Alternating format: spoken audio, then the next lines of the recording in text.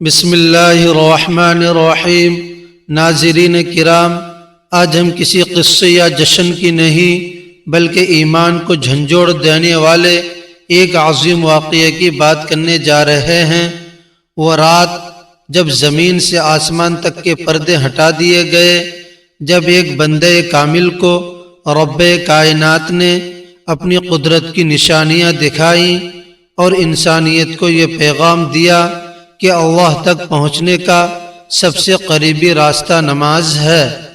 یہ واقعہ ہمیں جذباتی رسومات نہیں بلکہ اطاعت، یقین اور سنت کی پیروی سکھاتا ہے۔ آج اگر ہم معراج کا حق ادا کرنا چاہتے ہیں تو ہمیں یہ دیکھنا ہوگا کہ ہماری زندگی میں نماز، تقوی اور رسول اکرم صلی اللہ علیہ وسلم کی سنت کہاں کھڑی ہے۔ آئیے واقعہ معراج کو سننے نہیں سمجھنے کی نیت سے سنتے ہیں۔ محترم ناظرین، شب معراج جاگنا اور اگلے دن کا روزہ رکھنا منع ہے۔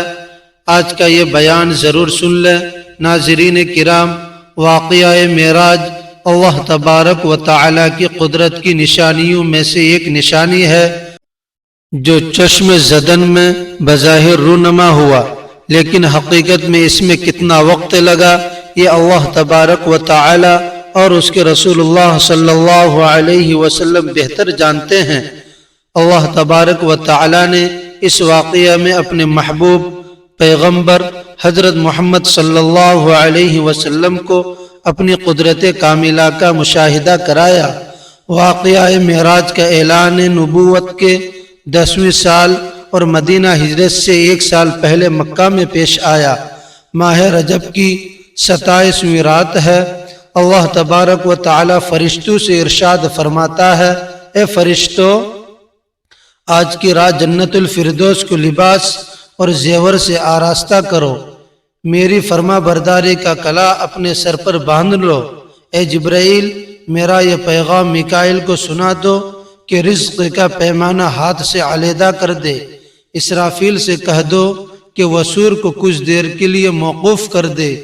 عزرائیل سے کہہ دو کہ کچھ دیر کے لیے روحوں کو قبض کرنے سے ہاتھ اٹھا لے۔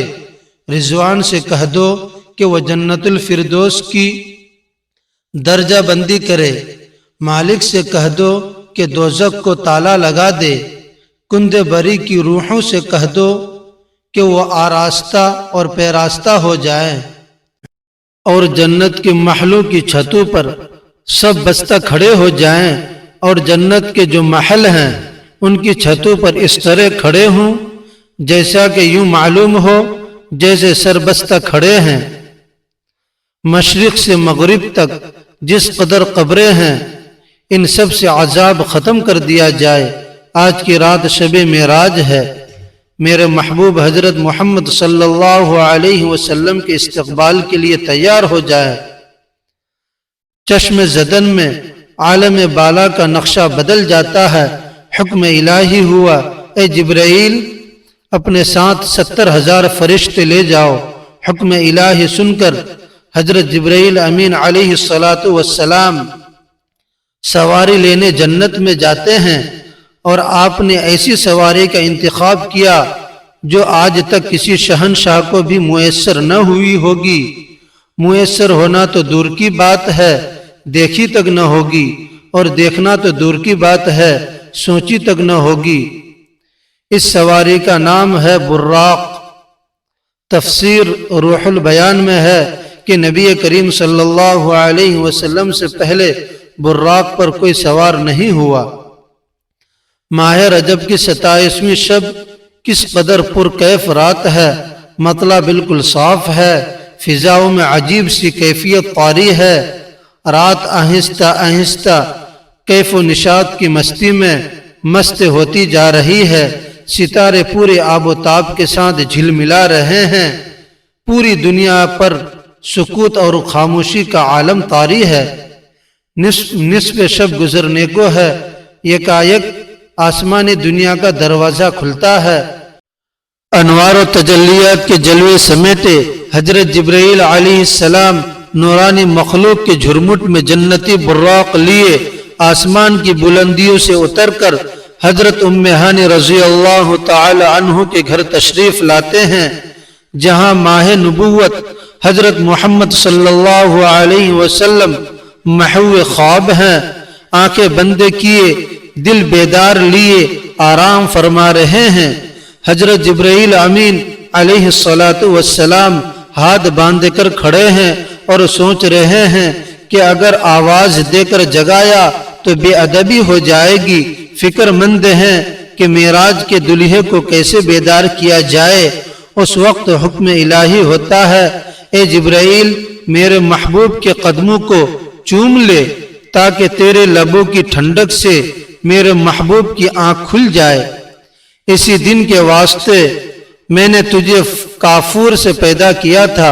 حکم سنتے ہی جبرائیل امین علیہ السلام آگے بڑھے اور اپنے کافوری ہونٹ محبوب دو عالم حضرت محمد صلی اللہ علیہ وسلم کی پائے ناز سے مسک کر دیے۔ یہ منظر بھی کس قدر حسین ہوگا جب حضرت جبرائیل امین علیہ السلام نے فخر کائنات حضرت محمد صلی اللہ علیہ وسلم کے قدموں کو بوسہ دیا۔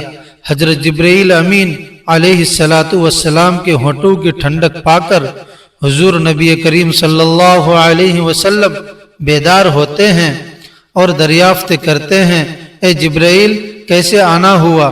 عرض کرتے ہیں، یا رسول اللہ صلی اللہ علیہ وسلم خدائے بزرگ و برتر کی طرف سے بلاوے کا پروانہ لے کر حاضر ہوا ہوں۔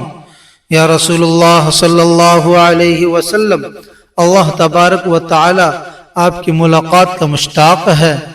حضور نبی کریم صلی اللہ علیہ وسلم تشریف لے چلے۔ زمین سے لے کر آسمانوں تک ساری گزرگاہوں پر مشتاق دید کا ہجوم ہاتھ باندھے کھڑا ہے۔ معراج نبوت میں یہ بات درج ہے، چنانچہ آپ نے سفر کی تیاری شروع کی۔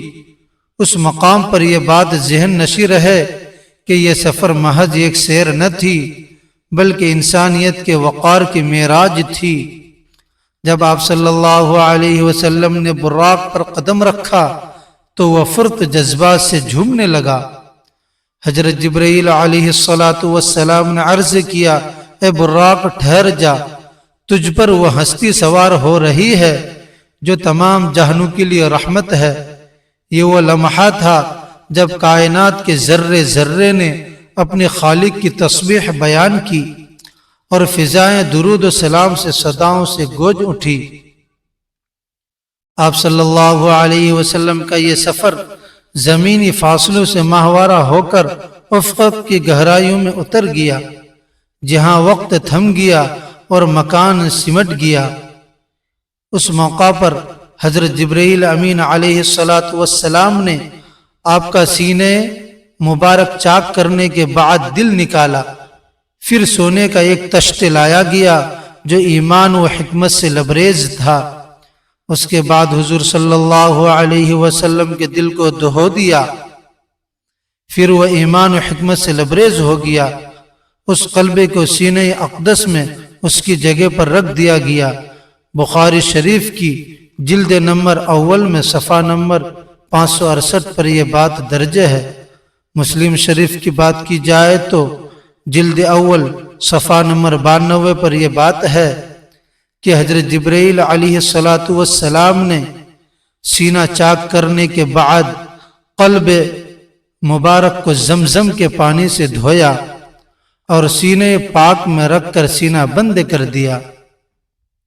حضرت جبرائیل امین علیہ السلام فرماتے ہیں کہ قلب ہر قسم کی کجی سے پاک اور بے عیب ہے، اور اس میں 2 آنکھیں ہیں جو دیکھتی ہیں اور 2 کان ہیں جو سنتے ہیں۔ یہ فتح الباری کی روایت ہے، جلد نمبر 13 صفحہ نمبر 610 پر۔ بعد ازاں آپ کی سواری کے لیے ایک بہشتی جانور لایا گیا اور مسجد اقصی کی جانب روانہ ہوئے۔ اس راستے میں آپ کو عجائبات دکھائے گئے۔ مختلف اقوام اور مختلف لوگ اپنے گناہوں کی وجہ سے مختلف سزاؤں میں مبتلا تھے۔ مسجد اقصی پہنچ کر رسول اللہ صلی اللہ علیہ وسلم نے انبیاء کی امامت فرمائی۔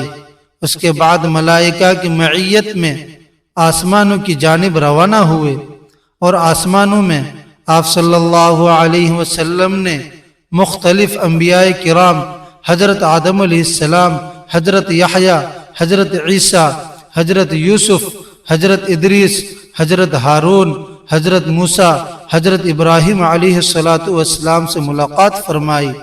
بعد ازاں آپ صلی اللہ علیہ وسلم کو سدرۃ المنتہا کی طرف بلند کیا گیا۔ اس مقام پر آپ صلی اللہ علیہ وسلم نے حضرت جبرائیل امین کو اصلی صورت میں دیکھا، نیز اللہ جل شانہ کی تجلیات و انوارات کا مشاہدہ کیا۔ یہاں سے مقام شریف الاقلام اور پھر مقام شریف الاقلام سے بارگاہ اقدس میں پہنچے، وہاں بارگاہ الہی میں سجدہ بجا لائے اور بلا واسطہ کلام خداوندی سے سرفراز ہوئے۔ اسی موقع پر نماز فرض کی گئی۔ جہاں سے واپسی پر آپ صلی اللہ علیہ وسلم دوبارہ بیت المقدس میں اترے، وہاں سے براق پر سوار ہو کر صبح سے قبل مکہ مکرمہ پہنچے۔ آپ صلی اللہ علیہ وسلم نے رات گزارنے کے بعد یہ واقعہ لوگوں میں بیان کرنے کا ارادہ فرمایا۔ چنانچہ ایک روایت میں ہے کہ آپ صلی اللہ علیہ وسلم نے فرمایا، مجھے اس رات بیت المقدس تک سیر کروائی گئی، پھر وہاں سے آسمانوں کی۔ ابو جہل نے کہا، آپ نے اس ایک رات میں بیت المقدس کا سفر کیا اور مکہ میں ہمارے ساتھ ہی صبح کر رہے ہیں؟ تو آپ نے فرمایا، ہاں۔ ابو جہل اس خوف سے انکار نہ کر سکا کہ آپ یہ بات اپنی قوم میں بیان کریں گے، تو حضور انور صلی اللہ علیہ وسلم سے ابو جہل نے پوچھا، کیا یہ بات آپ اپنی قوم کو بتائیں گے؟ آپ صلی اللہ علیہ وسلم نے فرمایا، ہاں۔ یہ سن کر ابو جہل نے آواز لگائی کہ اے بنی قعب، یہاں آؤ۔ سب لوگ جمع ہوئے، نبی کریم صلی اللہ علیہ وسلم اور ابو جہل کے پاس بیٹھ گئے۔ ابو جہل نے کہا، جو بات بیان کرنی ہے اپنی قوم سے کریں۔ آپ صلی اللہ علیہ وسلم نے فرمایا، مجھے اس رات سیر کرائی گئی تھی۔ لوگوں نے پوچھا، کہاں سے کہاں تک؟ فرمایا، بیت المقدس تک۔ پھر لوگوں نے پوچھا کہ آپ نے یہاں آ کر صبح کی ہے؟ فرمایا، ہاں۔ لوگوں نے کہا، یہ تو عجیب بات ہے۔ ان میں بعض نے تالیاں بجائی، بعض ہنسنے لگے اور بعض نے اپنے سروں پر ہاتھ رکھ کر اس معاملے کو محال اور تعجب کی نگاہ سے دیکھا گیا۔ اس کی وجہ سے بعض ایمان والے مرتد ہو گئے، جبکہ بعض نے تصدیق کی۔ ناظرین، شب معراج کی رات جاگنا اور اگلے دن روزہ رکھنا منع ہے۔ ناظرین، رجب کا مہینہ حرمت والے مہینوں میں سے ہے۔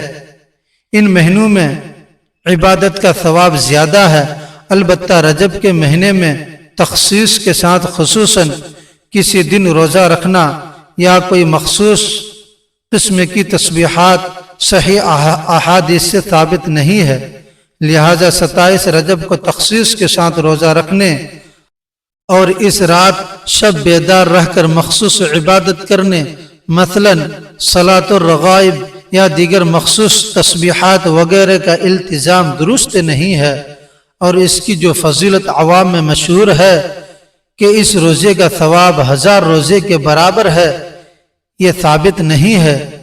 اس لیے اس دن کے روزے کو زیادہ ثواب کا باعث یا اس دن کے روزے کے متعلق سنت ہونے کا اعتقاد صحیح نہیں ہے۔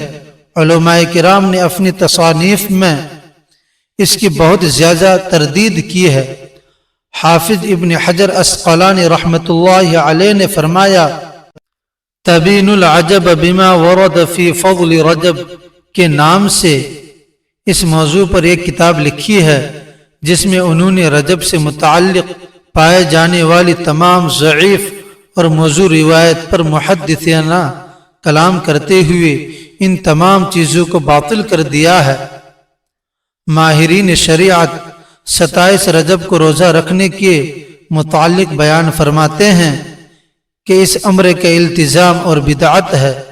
مفتیان کرام فرماتے ہیں کہ 27ویں رجب کے روزے کو جو عوام 1000 روزہ کہتے ہیں اور 1000 روزوں کے برابر اس کا ثواب سمجھتے ہیں، اس کی کچھ اصل نہیں ہے۔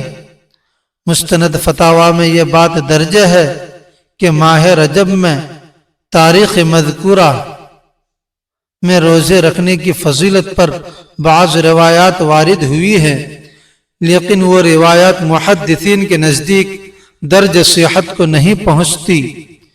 یہاں یہ بات سمجھنا ضروری ہے کہ دین کی بنیاد جذبات پر نہیں بلکہ مستند شرعی دلائل پر ہے۔ محبت رسول اللہ صلی اللہ علیہ وسلم کا تقاضا یہ ہے کہ ہم اسی طریقے پر عمل کریں جو آپ صلی اللہ علیہ وسلم نے اور آپ کے صحابہ کرام نے ہمیں سکھایا۔ اگر 27 رجب کی رات جاگنے اور روزہ رکھنے میں کوئی خاص فضیلت ہوتی تو صحابہ کرام جو نیکیوں کے سب سے زیادہ حریص تھے وہ کبھی اسے نہ چھوڑتے۔ آج کل سوشل میڈیا کے دور میں من گھڑت روایات کو بہت تیزی سے پھیلایا جاتا ہے، جس سے عام مسلمان یہ سمجھ بیٹھتا ہے کہ شاید یہی اصل دین ہے۔ ہمیں چاہیے کہ ہم اپنی عبادتوں کو ریاکاری اور خود ساختہ رسومات سے پاک رکھیں اور صرف ان اعمال پر توجہ دیں جو قرآن و سنت سے ثابت ہیں۔ یاد رکھیں کہ اللہ تبارک و تعالیٰ کے ہاں وہی عمل قبول ہوتا ہے جو خلوص نیت کے ساتھ سنت کے مطابق کیا جائے۔ فضائل اعمال کے نام پر بدعات کو فروغ دینا ایمان کے لیے خطرناک ثابت ہو سکتا ہے۔ اس لیے اپنی نمازوں کی فکر کریں، اپنے اخلاق کو سنواریں اور سنت نبوی صلی اللہ علیہ وسلم کو اپنی زندگی کا اوڑھنا بچھونا بنائیں تاکہ ہم بروز قیامت اللہ اور اس کے رسول اللہ صلی اللہ علیہ وسلم کے سامنے سرخ روح ہو سکے۔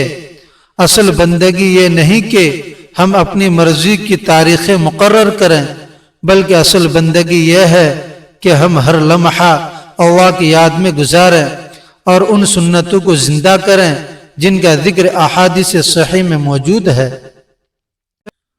معراج کا اصل سبق نماز کی پابندی اور رب کی عظمت کا احساس ہے، نہ کہ صرف ایک رات کا جشن۔ ہمیں چاہیے ہم اپنی زندگیوں کا محاسبہ کریں اور ہر اس کام سے بچیں جس کی بنیاد دلیل پر نہیں بلکہ سنی سنائی باتوں پر ہے۔ اللہ تبارک و تعالی ہمیں حق سمجھنے اور اس پر ثابت قدم رہنے کی توفیق عطا فرمائے، آمین۔ ناظرین، کمنٹ باکس میں اللہ تبارک و تعالی کے 99 ناموں میں سے ایک نام ضرور ٹائپ کریں۔ ویڈیو اچھی لگی ہو تو ویڈیو کو لائک کریں، شیئر کریں، چینل کو سبسکرائب کریں۔ اگلی ویڈیو تک کے لیے اجازت دیجیے۔